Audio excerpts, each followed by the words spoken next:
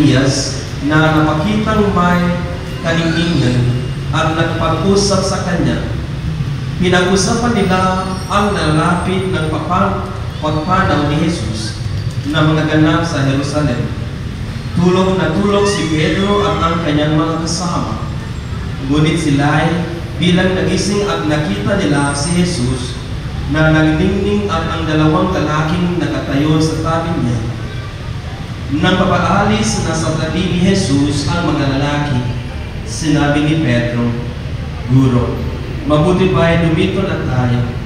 Gagawa ko kami ng 3 kupol, isa sa inyo, isa kay Moises, at isa kay Elias." Ang totoo ay hindi niya nalalaman ang kanyang sinasabi.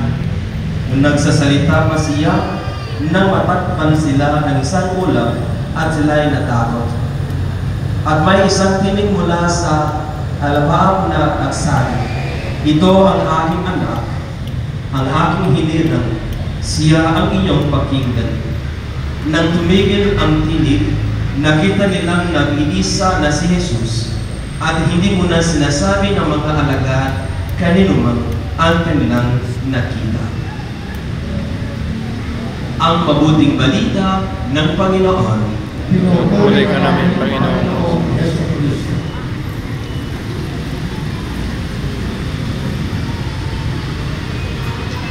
Magandang hapon po sa inyo lahat.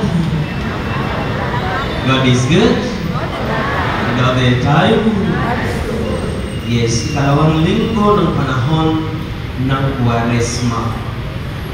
Noong nakaraang linggo, the first Sunday, binagit sa Ebanghelyo ang tungkol kay Jesus sa disyerto. He was tempted, 3 tukso, 3 temptations. Ngayon, si Jesus ay papunta at aakyat sa bundok para manalangin. Ano ang kahulugan ng bundok?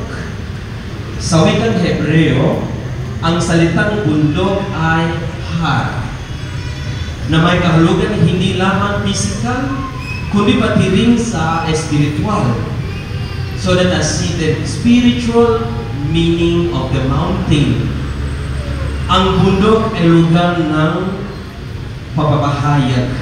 It is a place of revelation.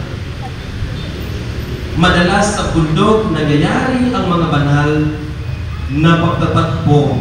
Halimbawa sa bundok Sinai, nagtanggap ni Moises ang 10 utos galing sa Diyos. So the mountain in the Bible is about a place of revelation.